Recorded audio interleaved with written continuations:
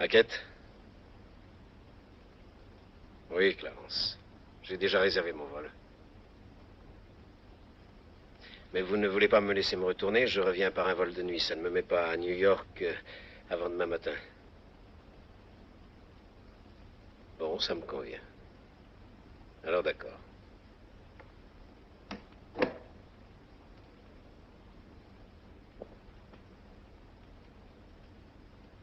Monsieur Jansen veut voir Bill à titre strictement personnel.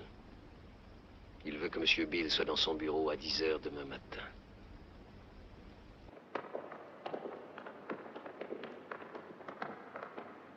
Voici venir l'apocalypse, les temps derniers.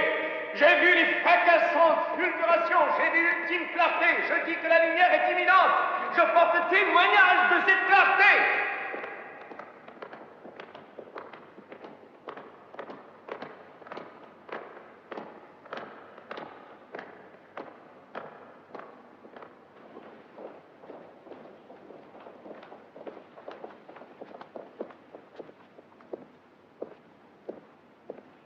Bonjour, Monsieur Bill. On me dit que vous êtes fou. Seulement en dents de scie. Et aujourd'hui? Je suis fou allié. Qui ne l'est pas. Je vais vous conduire à notre salle de conférence. Pour ce que j'ai à vous dire, ce décor sera plus décent. J'ai débuté comme brodeur, Monsieur Bill. J'ai vendu des machines à coudre et des vibromasseurs, des pièces détachées et du matériel électronique. On dit que je peux tout vendre. J'aimerais donc essayer de vous vendre quelque chose. Voilà, Monsieur Bill. Asseyez-vous.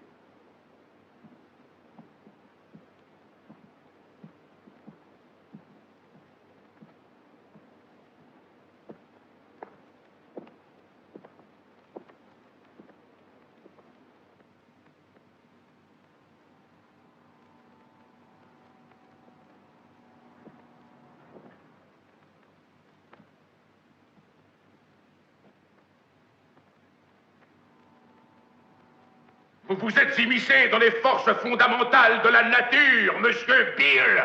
Et moi, je ne le tolère pas. Est-ce clair?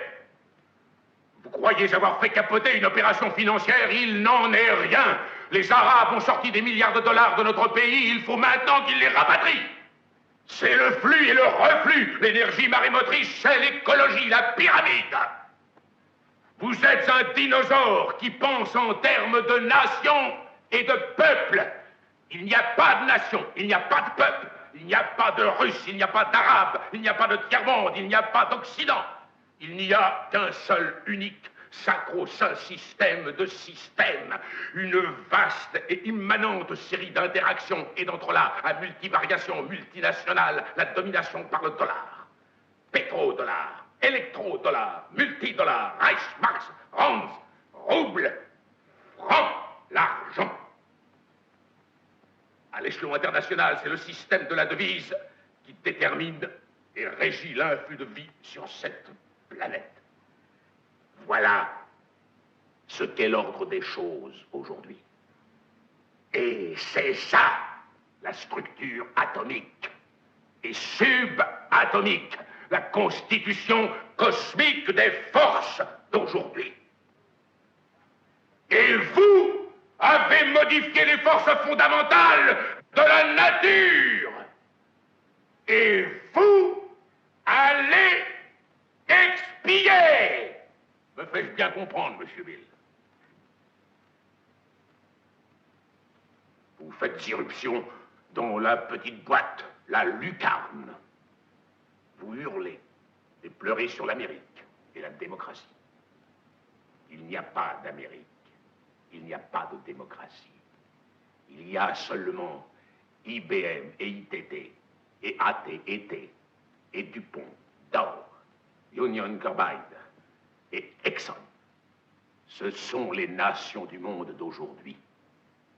De quoi croyez-vous que parlent les Russes en Conseil d'État? De Karl Marx? Ils alignent leurs graphiques de programmation, leurs décisions statistiques, leurs mini-maxi fourchettes, leur rentabilité par probabilité et leurs calculs de rapport d'investissement. Ils font comme nous. Nous ne vivons plus dans un monde de nations et d'idéologies, Monsieur Bill. Le monde est un saint collège de corporations, inexorablement déterminé par les immuables ukases des affaires. Le monde est une affaire, monsieur Bill. Il l'est depuis que l'homme a rampé hors du limon originel.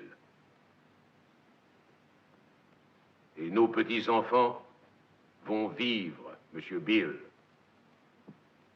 Vivre et voir ce monde parfait où il n'y aura ni guerre, ni famine, oppression ou brutalité. Ce sera un vaste holding œcuménique où chaque homme travaillera au service du profit commun.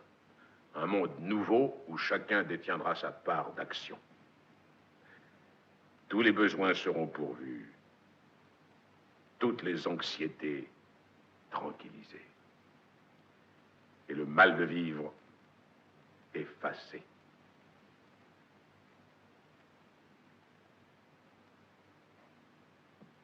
Et je vous choisis, vous, monsieur Bill, pour prêcher cet évangile. Pourquoi moi? Parce que tu passes à la télévision du schmoll. Un immense public de 60 millions de gens te regarde du lundi au vendredi. J'ai vu la face de Dieu. Il se peut que vous disiez vrai, monsieur Bill. Ce soir-là, Howard Bill prit l'antenne pour prêcher la cosmologie selon